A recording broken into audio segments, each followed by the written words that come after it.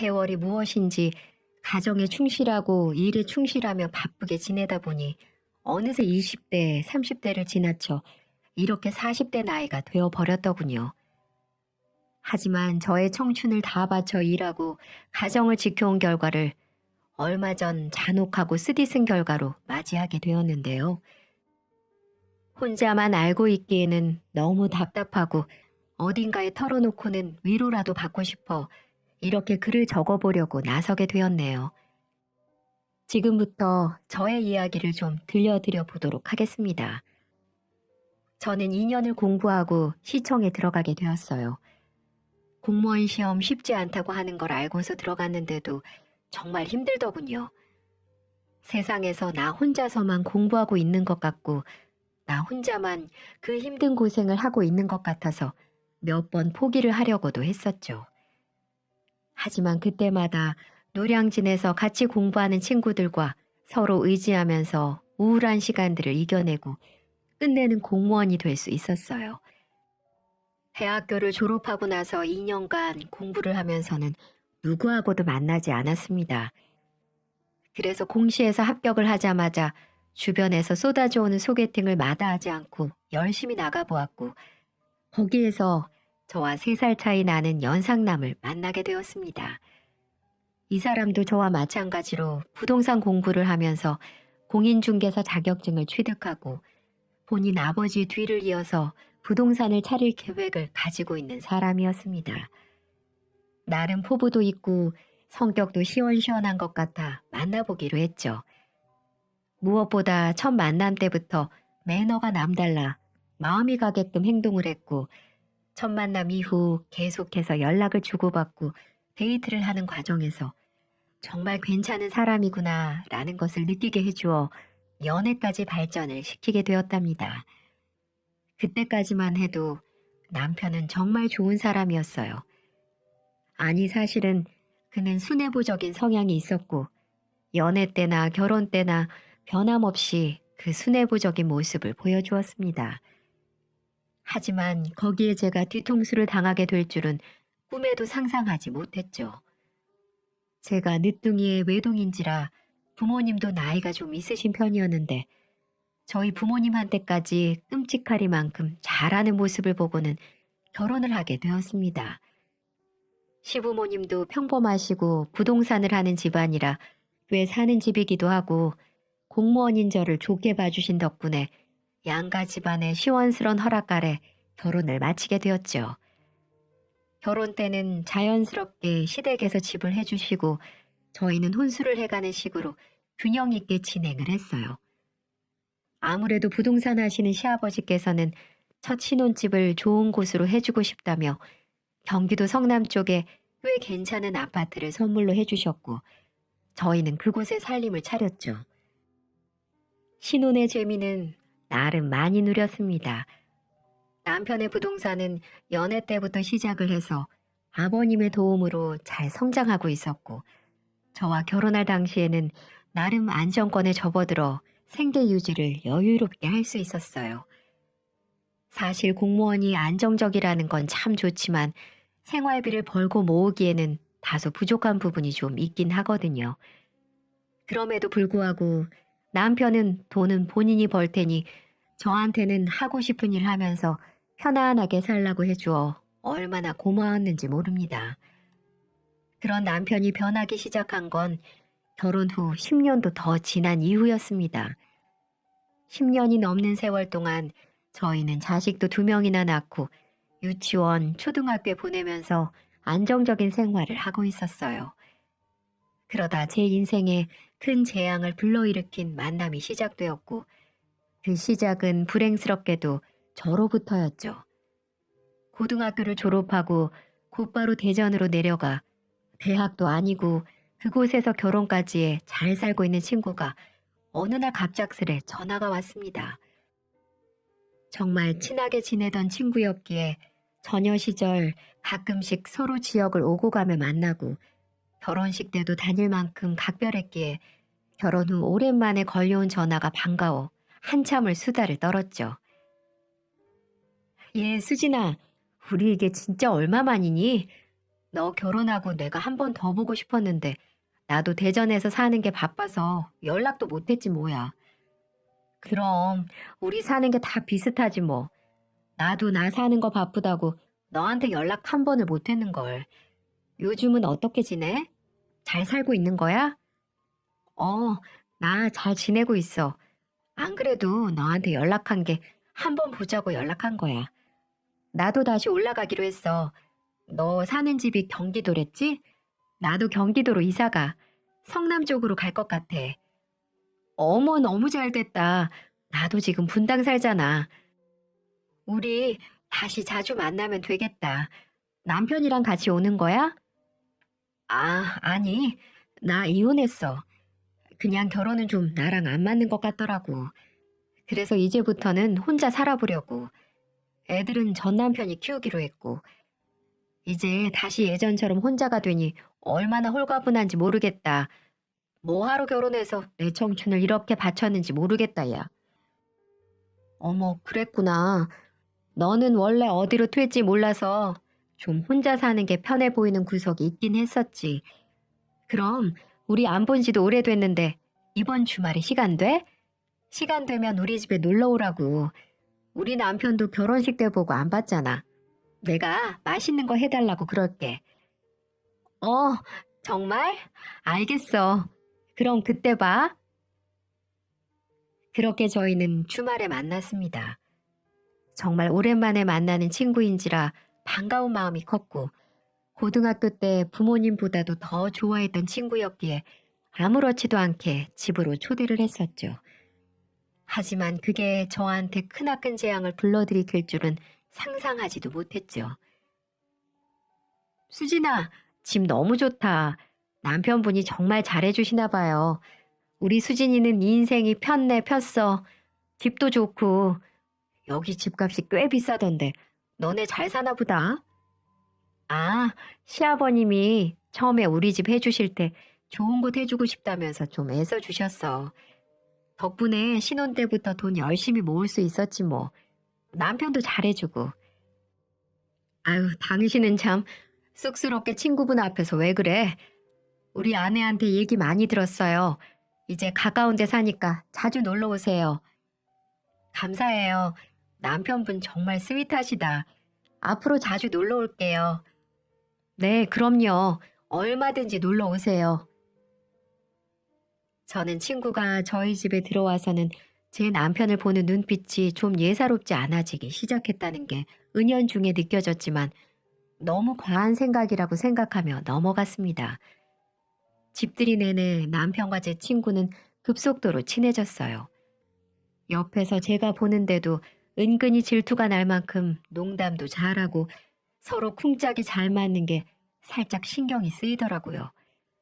그래서 그날 이후로는 친구를 웬만해서는 집으로 들이지 말자고 생각하며 그 집들이를 마무리했죠. 하지만 옛 추억에서 친구를 집으로 초대했던 게 저의 가슴에 비수를 꽂을 줄은 꿈에도 생각하지 못했어요. 바로 그때부터였습니다. 남편이 변하기 시작한 것이요. 남편은 그 이후부터 조금씩 달라지기 시작했습니다.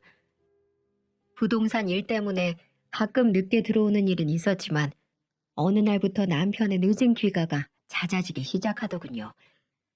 항상 제가 퇴근을 하고 집에 들어오면 혼자 집안일하고 밥하는 거 힘들 거라고 하면서 같이 퇴근 시간을 맞춰 들어와서는 함께 해주었는데 어느 날부턴가 그걸 안 하더라고요. 그래서 한 번은 물었습니다. 여보, 요즘 왜 이렇게 늦어? 그전에는 별로 이러지 않았잖아. 일이 많아졌어? 요즘 바쁘네. 그리고 이사철이잖아. 손님들 많으면 우리야 좋은 거 아니겠어? 그래? 그래도 좀 서운하다. 나 잠들기 직전에야 겨우 집에 들어오잖아. 요즘 애들도 아빠 보고 싶다고 난리야. 그러니 바쁘더라도 집안일에 좀 신경 써줘. 나 참, 당신은 그런 거 하나 케어 못해? 나 혼자 잘 먹고 잘 사려고 이러는 게 아니잖아. 나도 애들 교육비며 생활비며 갖다 주려고 그러는 게 아니야. 요즘 왜 그래? 자꾸 신경질 부리고. 뭐? 내가 지금 그런 뜻으로 말하는 게 아니잖아. 가정에 좀 신경 쓰라는 게 그렇게 잘못이야? 왜 오히려 당신이 화를 내는 건데? 진짜 당신 이기적이다. 기껏 힘들게 일하고 왔더니만은 기분 다 잡치게. 에이, 이러니까 내가 요즘 집구석에 들어오기가 싫지. 됐고, 오늘은 기분 잡쳐서 밖에서 자고 올 테니까 그런 줄 알아. 이렇게 말을 하며 집을 나가버리더군요. 너무 황당했어요. 예전에는 제가 가정에 신경을 써달라고 하면 아이들과 놀아주고 집안일도 좀 해주고 하더니 어느 날부터 자꾸 신경질을 부리고 짜증을 내기 시작했습니다. 싸우기도 하는 날에는 자기 마음을 못 알아준다는 핑계를 대고 밖으로 나가버리기도 했고 점점 다른 사람으로 변해가더군요. 하지만 그때까지만 해도 남편이 일에 대한 스트레스 때문에 예민한가 보다 하고 넘기는 날이 많았습니다. 그래서 저도 서운함을 참고 그날 생각을 정리하며 남편을 더 이해하고 제가 더 노력하기로 했죠. 하지만 제가 대화를 좀 해보려고 하면 나중에 해. 피곤해 죽겠는데. 이렇게 말하고는 자리를 피하고는 했고 저와 같이 한 침대에서조차 자지 않으려고 했어요. 당신 피부 관리 안 해? 얼굴에 그 기미는 뭐야? 아무리 애들 엄마라고 하지만 그렇게 관리를 안 하고 사는데 어떤 남자가 좋아하겠어. 결혼 전에는 그래도 나름 봐줄만 하고 잘 꾸미기도 하더니만 지금은 완전 아줌마가 따로 없네. 뭐? 내가 왜 이렇게 됐는데 애들 낳고 그러다 보니 그렇게 된 거 아니야. 그래서 요즘 나랑 잠자리를 피한 거야? 그런 거냐고. 에이씨, 몰라. 나 거실에서 잘 거니까 당신 편하게 자. 요즘 혼자 자는 게 편하더라고. 다음날 일찍 출근도 해야 하고. 남편은 이렇게 말을 하며 제 자존심을 짓밟기도 했습니다. 정말 마음 같아서는 엉덩이를 차버리고 싶었지만 참았습니다. 그냥 결혼 생활하면서 부부들이 흔히 겪는 일이라고 생각했어요. 하지만 남편의 변화는 그걸로 끝이 아니었어요. 급기야는 어린 애들한테까지 막말을 하기 시작하더군요. 그리고 어느 시점부터 상습적으로 외박을 하기 시작했고요. 이제는 안 그러겠지. 마지막이겠지? 이렇게 기다려줬지만 점점 도가 지나치게 되더군요. 당신 요즘 진짜 밖에서 뭐하고 다니는 거야? 일하고 다니는 거 맞아? 당신이랑 지금껏 10년 넘게 살면서 이렇게 상습적으로 외박하는 모습 보인 적 없었잖아. 진짜 또 이러네. 왜 이렇게 사람이 집착이 심해? 당신 원래 이런 사람이었어? 아니 그럼 사업하는 사람이 언제까지 집에만 처박혀 있을까? 당신은 나 없으면 아무것도 못해? 그런 소리가 아니잖아. 그럼 뭐 때문에 바쁜 건지 설명이라도 제대로 해야 할 것 아니야. 애들이 아빠 얼굴 다 까먹겠어. 이제는 아빠 찾지도 않아. 그거 잘 됐네. 아주 그냥 쫑알쫑알 옆에서 귀찮게 구는 거 힘들었는데 나 안 찾는다고 하니까 속이 다 편하다. 뭐? 당신 진짜 말 그렇게밖에 못해? 그게 지금 애들 보고 할 소리야? 왜 이렇게 변했어? 아이 진짜 짜증나게. 야, 내가 그럼 여기에서 뭘 더 얼마나 더 잘해야 되는데 돈 꼬박꼬박 벌어다 주고 지금까지 네 혼자서는 못 누릴 거 누리게 해주면서 살았으면 너도 이제 정도껏 알아서 기어야 할 것 아니야. 남편은 급기야는 내게 해서는 안 될 말까지 하며 저의 마음에 생채기를 냈습니다. 그때부터는 정말로 제가 알던 남편이 아니었어요. 하지만 남편은 그걸로도 부족했는지 저를 더 심하게 하대했습니다. 남편과의 냉전이 계속되고 있던 중 주말에도 아침부터 집에서 일찍 나간 남편에게 화가 난 상태로 집 청소를 하고 있었어요. 계절이 바뀌던 시기였기에 여름 옷들을 싹 집어넣을 생각으로 옷장을 다 뒤집고 있는데 갑자기 장롱 깊숙한 곳에서 종이 가방이 손에 잡혔습니다. 뭘까 싶어서 바로 꺼내봤는데 금목걸이 박스가 있더라고요. 종이백 안까지 정성스럽게 포장되어 있는 걸 보면서 남편이 저와 풀고 싶어 선물을 준비한 건가 싶었어요.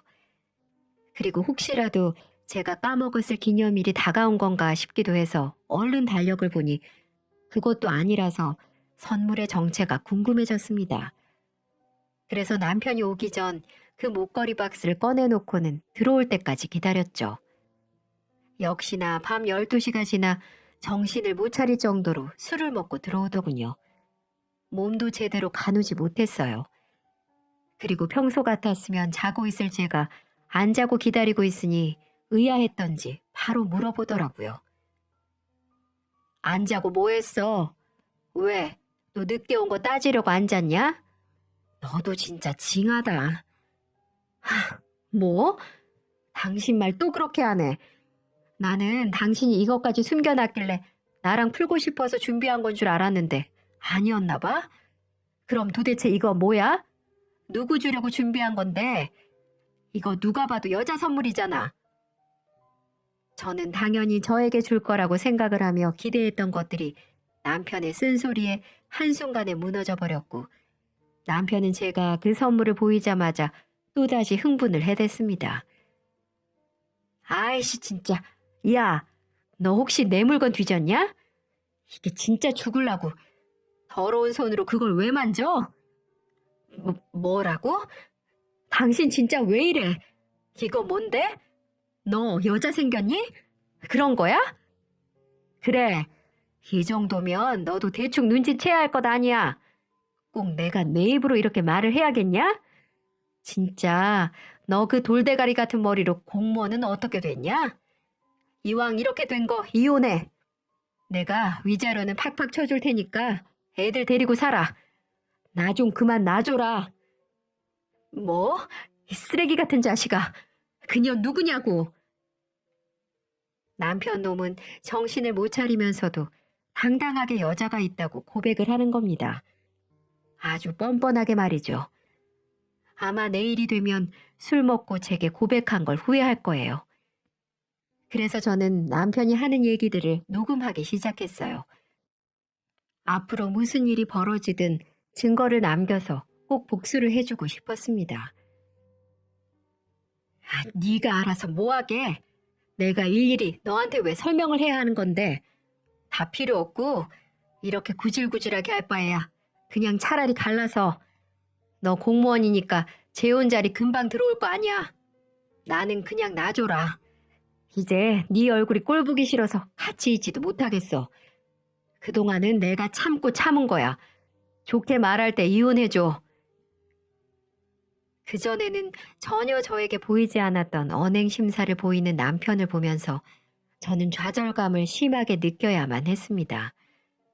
생각지도 못했던 남편의 외도 사실을 알게 되면서 저는 도대체 어떤 년이랑 바람을 피는지 알아보기 위해 뒤를 밟기 시작했습니다.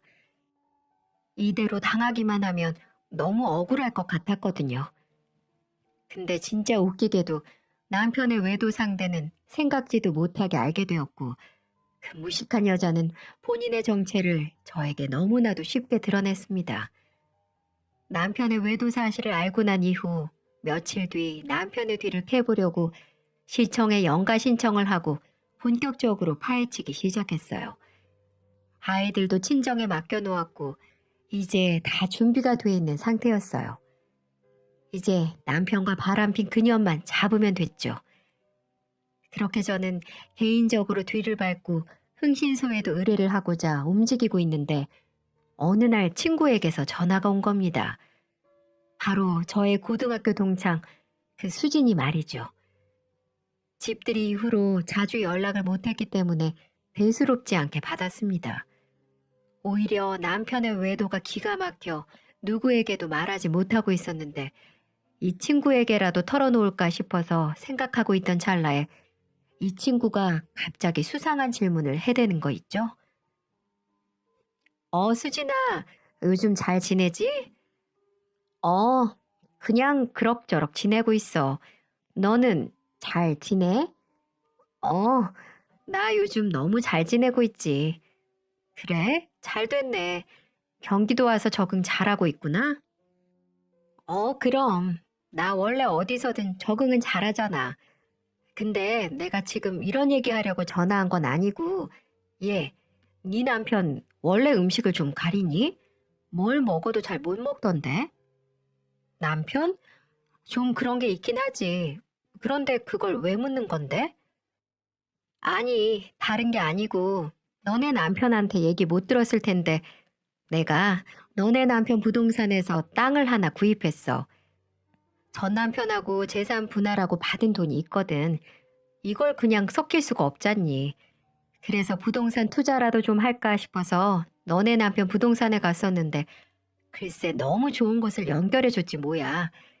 그래서 네 남편한테 고마워서 밥 좀 몇 번 사주곤 했는데 이상하게 음식을 좀 가리는 것 같더라고. 어안이 벙벙했습니다. 친구년의 전화를 받으면서 남편과 친구가 그동안 만나왔다는 사실을 알게 되었어요. 이것들은 내게 비밀로 하고 그동안 고맙다는 핑계로 정을 쌓고 있었던 겁니다. 그리고 남편에게 맛있는 음식을 해주고 싶어 뻔뻔하게 남편이 좋아하는 음식을 물어보는 그년을 보고 가만히 있을 수가 없었어요. 야, 너 지금까지 나 몰래 우리 남편 만나고 있었던 거니? 와, 이거 사람 아니네. 일하는 부동산까지 가서 꼬리쳤다 이거지? 그리고 나한테 좋아하는 음식 물어보는 것도 내 남편한테 해주려고 그러는 거 아니야? 진짜 너는 대가리 총 맞았니? 그게 나한테 할 소리야? 어휴, 얘 왜 갑자기 이렇게 흥분하니? 누가 네 남편을 만나고 있다니. 아, 됐어. 그냥 내가 알아서 할게. 친구는 되려 제가 성질을 낸다는 핑계를 대면서 전화를 확 끊어버렸습니다. 저는 어이가 없어서 다시 전화를 했어요. 몇 번을 해대도 전화를 안 받길래 우선 흥분을 가라앉히고 친구의 이야기를 다시 곰곰이 생각해봤죠. 근데 아무리 생각을 해도 친구의 말은 제자리에 본인이 들어오겠다는 소리로밖에는 들리지 않더군요. 게다가 저도 모르는 새 남편에게 부동산 의뢰를 해서 거래를 했다는 것도 수상쩍게 느껴졌고요. 저는 마음속으로 이 둘이 외도를 했다는 걸 거의 확신을 한 상황에서 다음날 바로 저의 계획대로 남편이 있을 부동산으로 갔습니다. 저 혼자가 아니었어요. 저는 흥신소 직원과 한몸이 되어 뒤를 밟기 시작했습니다. 왜냐하면 남편이 금세 저를 알아차릴 수도 있기 때문에 남편이 모르는 사람과 대동을 해야만 했어요. 그렇게 남편 부동산에서 잠복하기 시작했고 퇴근 시간이 되자 남편은 곧바로 부동산 문을 닫고 어디론가 향했습니다. 그 길로 저와 흥신소 직원은 곧장 남편의 뒤를 밟았습니다. 남편은 아주 익숙한 듯이 차를 몰고 어디론가 가고 있었고 그곳은 백화점이었어요. 남편과 애들하고도 자주 갔던 백화점이기에 저 역시 익숙하게 따라 들어갔고 조심스레 남편의 뒤를 따라갔을 때 얼마 못 가 저는 그 자리에 주저앉고 말았습니다. 남편은 이번에도 익숙하다는 듯이 백화점 안에서도 한 카페로 들어섰고 그곳에는 제가 아주 잘 알고 있는 사람인 제 친구가 화장을 떡칠한 채 제 남편을 아주 반갑다는 듯 맞이했어요. 그리고 그 둘은 서로를 바라보는 눈에서 꿀이 뚝뚝 떨어질 듯 쳐다보며 서로를 발견하자마자 누가 먼저랄 것도 없이 그 자리에서 껴안으며 난리 부르스를 쳐댔습니다. 그 모습을 보면서 저는 의심이 가던 마음이 확신으로 바뀌면서 온갖 배신감에 치가 떨리기 시작했고 너무나도 크게 받은 충격으로 인해 다리가 떨려 그 자리에 주저앉고 말았어요. 일단 저는 증거를 잡기 위해서 그들의 사진을 찍었고 좀 더 가까이에서 그 둘의 대화 내용까지 녹음을 할 작정으로 몰래 그 근처까지 자리를 잡았어요. 저는 남편이 저를 알아보지 못하도록 옷도 그동안 입지 않았던 스타일의 옷들을 전부 다 새로 사서 입은 상태인데다 한 번도 써보지 않은 안경에 마스크, 모자까지 푹 눌러쓴 상황이었기에 그 두 사람이 저를 알아볼 리는 만무했습니다. 그래도 혹시나 조심스러워 저는 흥신소 직원을 시켜 그들 근처로 가서 그들의 대화를 녹음을 하라고 부탁을 했죠. 그 직원은 이런 일을 많이 해봐서 그런지 아주 익숙한 듯 근처로 가서 녹음을 하기 시작했습니다. 그리고 그 대화 내용은 또 한 번 저의 마음에 비수를 꽂는 대화들 뿐이었습니다. 진짜 이혼 언제 할 거야? 어제 내가 전화해서 내가 네 남편이랑 만나고 있다. 이렇게 티를 팍팍 내는데도 왜 아무 반응이 없는 거야? 걔는 자존심도 없대? 에이, 무슨 배짱으로 그렇게 버티고 있는 건데? 짜증나 죽겠어. 아주 속도 없는 년이라니까. 그러게 말이야. 조금만 기다려봐. 나도 애들이 있어서 당장은 힘들 거야. 안 그래도 내가 이혼 얘기까지 다 했으니까 조만간 떨어져 나갈 거야. 조금만 기다려. 아, 몰라. 나 진짜 언제까지 이렇게 숨어서 만나야 하는 건데 얼마나 자존심 상하는 줄 알아? 내가 수진이 그 기집애 눈치 보면서 살아야겠냐고. 이 둘의 내용을 들으면서 저는 하늘이 무너지는 심정을 느껴야만 했습니다. 의심이 확신으로 바뀌는 순간이었어요. 이들이 원하는 게 이혼인 걸 더욱 명확하게 알게 되면서 저는 바들바들 이를 갈아야 했습니다. 그리고 저는 이혼을 쉽게 안 해주기로 결정했어요. 그것들이 내 앞에서 잘 먹고 잘 사는 꼴을 도저히 볼 수가 없었거든요. 저는 둘의 대화를 귀에 하나하나 새기면서 들었고 그 대화를 들으면서 어떻게 복수를 해줄 수 있을까 생각을 하고 있는데 곧이어 그들의 대화 속에서 저는 복수를 할 수 있는 아주 좋은 건수를 잡을 수 있었어요. 근데 당신 이혼하면 우리 어디서 살아? 나 수진이 그 기집애랑 같이 살던 집에서는 죽어도 못 사니까 그렇게 알아. 당연하지. 우리 그 집 팔아서 다른 좋은 곳으로 이사 가서 새 인생 살자. 나도 그 집은 싫다. 싫어. 그 여편네랑 한 공간에서 살았던 집에서 어떻게 신혼의 기쁨을 맛보겠어. 그러니 아무 걱정 마. 내가 좋은 집으로 알아볼 테니까. 그리고 우리 애도 낳아서 행복한 가정 꾸려야지. 뭐? 애도 낳자고? 난 싫어. 내가 저번에 말했잖아. 나 애들 낳아서 아줌마 되기 싫어서 전 남편하고도 아예 안 가졌다고. 그래서 당신이 나 만나는 거 아니야? 애 없어서 홀가분하게 만날 수 있어서 좋다며. 애 나오면 몸매 망가지는 거 한순간이야. 알았어. 내 말은 당신이 애가 없어서 좋다는 말이었고 지금 한 말은 우리 아이를 갖자 이거지. 뭐 당신이 싫다고 하면 굳이 말하진 않을게. 지금 있는 자식들만 봐도 지긋지긋하다 정말. 알았어. 그리고 약속해. 당신 자식들 양육비는 주되 서로 왕래 끊기로. 나랑 같이 살면서 당신이 자식들 만나러 가면 나 많이 외롭고 힘들 것 같아. 그러니 꼭 약속해줘. 부탁이야. 알았어. 그럴게. 걱정하지 마. 어이없게도 대화를 들어보니 제 친구는 제 남편에게 애가 없다는 거짓말을 한 듯 했습니다. 분명 저와 여러 동창들이 알고 있기로는 그 친구는 애가 3명이나 있었고 SNS에도 이혼 전에는 애들 자랑한답시고 예쁘게 꾸며놓은 사진들도 한참 올렸었기에 저희 남편에게 하는 모든 말들은 명백한 거짓말임을 알 수 있었어요. 저도 남편에게 따로 얘기를 하진 않았습니다. 수진이에게는 아픈 과거일 테니까 말이죠. 하지만 이녀는 그걸 노리며 뻔뻔하게 남편에게 접근을 해서 여우짓을 했던 겁니다. 남편은 거기에 넘어갔던 거고요. 이미 처음부터 거짓으로 시작된 그들의 외도가 잘 될 리가 없다는 걸 단번에 느낄 수 있었지만 저는 이들의 파국을 더 극적으로 만들기 위해서 철저하게 계획을 세웠습니다. 이미 남편의 외도 증거를 충분히 잡아냈지만 저는 이혼을 해주지 않았어요. 그 뒤로부터 남편은 저에게 계속해서 이혼을 요구했지만 저는 못 들은 척 했습니다. 그리고 평소에 저와 손주들을 끔찍이 이뻐하셨던 시부모님들이 있었기에 남편도 쉽게 이혼 소송을 하지는 못했습니다. 만약에 자신의 외도로 저희가 이혼을 하게 된 사실을 알면 시부모님이 가만히 있지 않을 게 분명해 보였거든요. 남편은 그 이후 하루가 멀다 하고 제게 간절하게 이혼을 요구했습니다. 하지만 저는 애 좀 타보라고 귓등으로도 듣지 않았죠. 그리고 어느 정도 남편이 지칠 무렵 저는 남편의 요구를 들어주기로 했어요.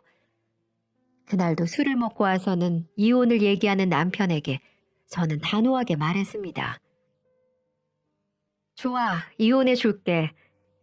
그 대신 너도 사람 새끼면 네 새끼들은 나 몰라라 하는 거 아니겠지? 이혼하고 싶으면 이 아파트 나한테 남겨. 그리고 매달 양육비 200도 당연히 주고 그 정도의 각오를 하고 그년이랑 바람핀 거 아니야? 이제야 본색을 드러내시네. 네가 원하는 게 이거였어? 싫으면 말어. 나도 이제 가만히 안 있을 거거든. 내가 너 한순간에 매장시킬 수 있어.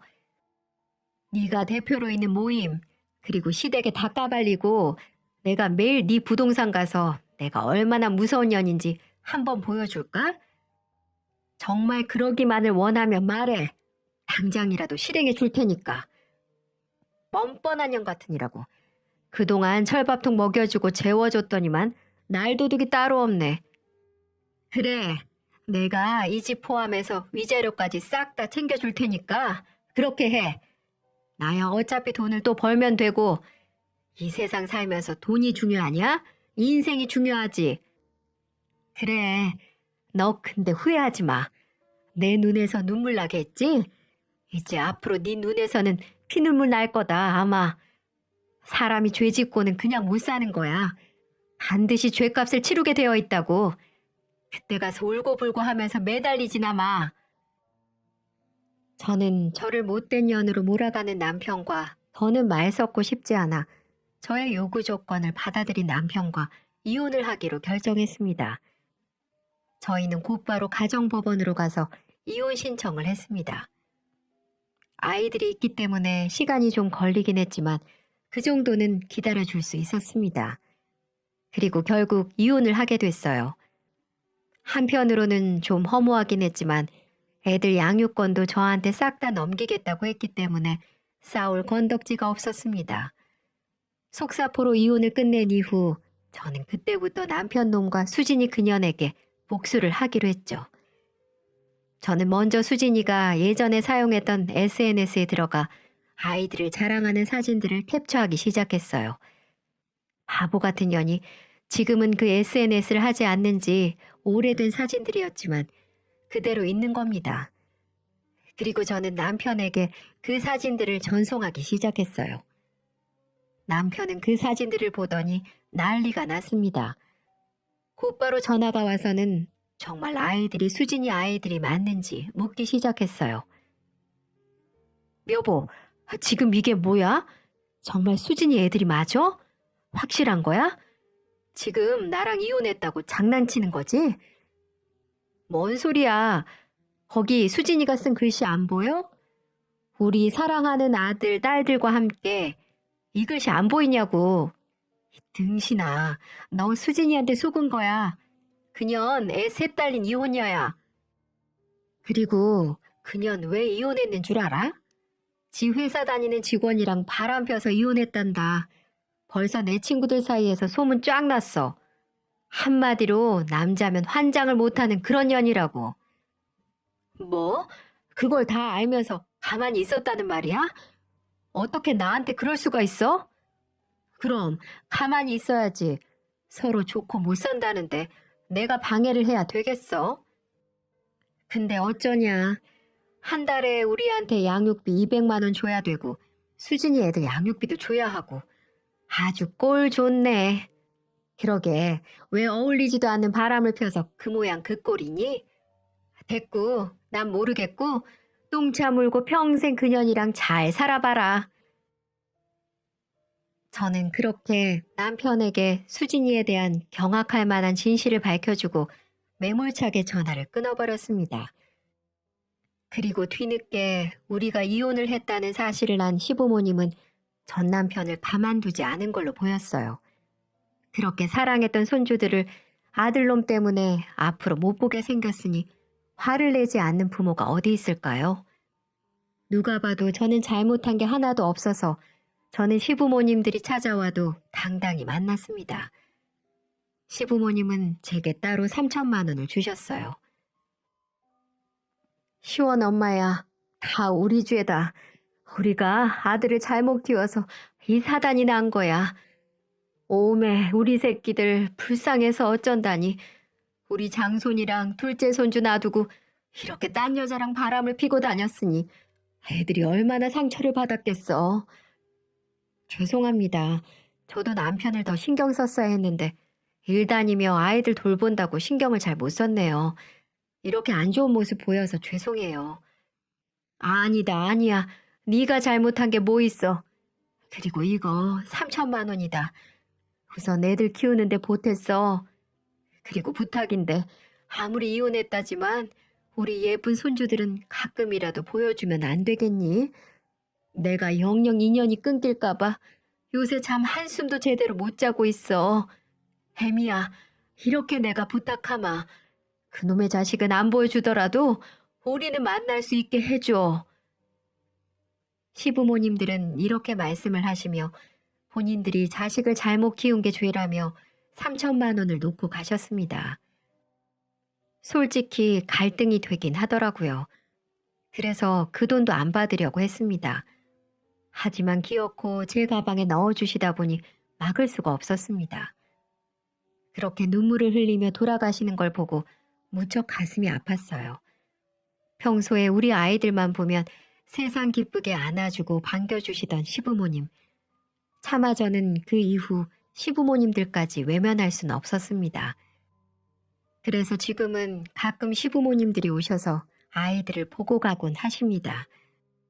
그리고 남편은 한순간에 자신의 잘못된 선택으로 인해 가정이 파탄난 걸 알고서는 제게 시도 때도 없이 찾아오더군요. 정말 사람이 질릴 정도로 찾아왔어요.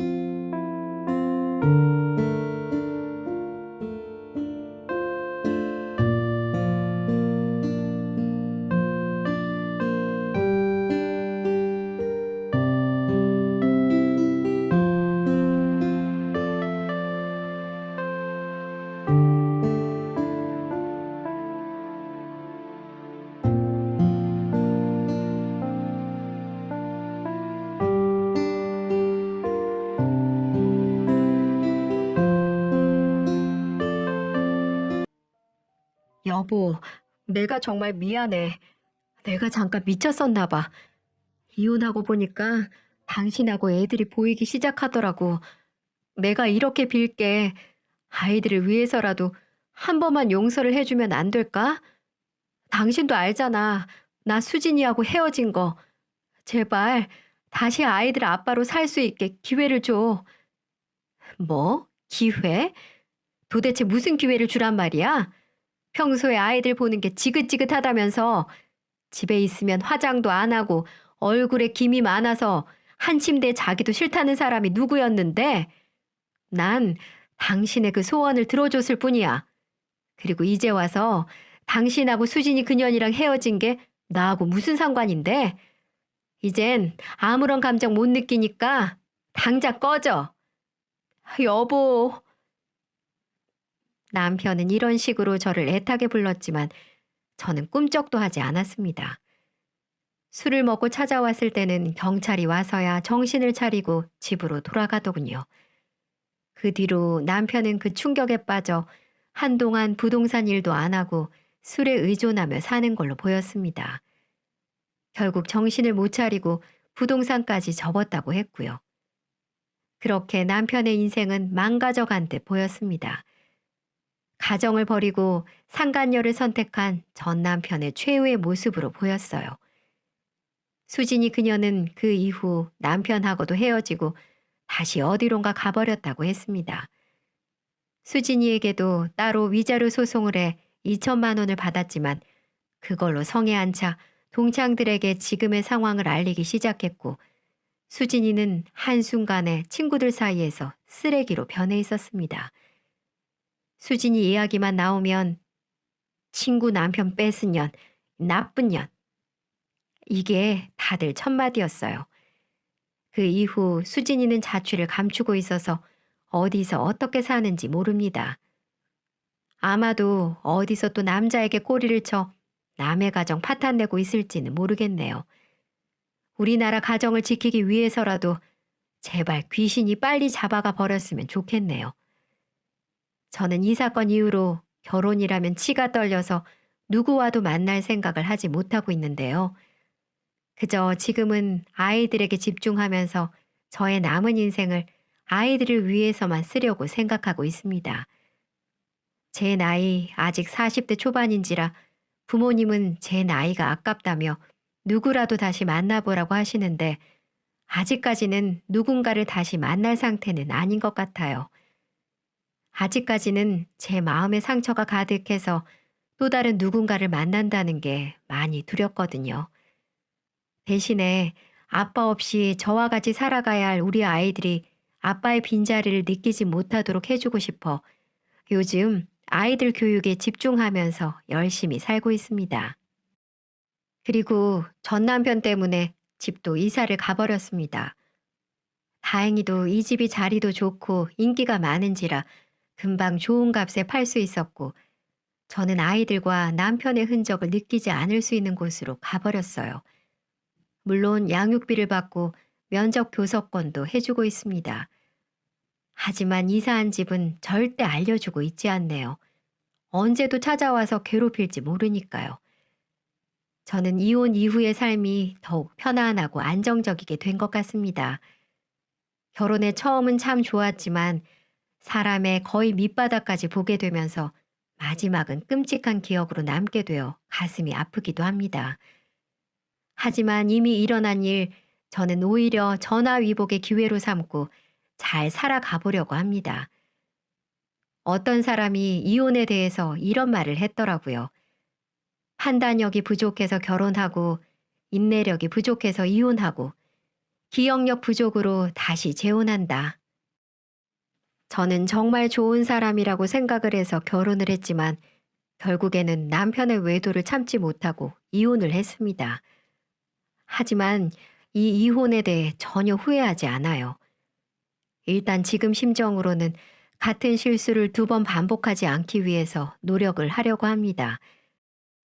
그리고 또 다른 누군가의 말대로 사랑은 사랑으로 치유하는 거라는 말이 사실일 수 있다면 저의 삶에도 그런 기적이 나타나기를 응원 부탁드립니다. 그리고 앞으로의 저의 삶은 행복할 거라고 말씀해 주시면 제가 두 아이들을 데리고 살아가는데 큰 힘이 될 것 같습니다.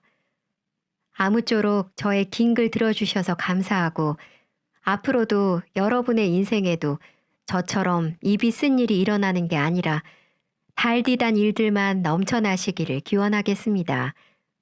날씨도 많이 따뜻해지고 있는데 이때 환절기 건강관리 유의하시고 늘 건강하시기를 바랄게요.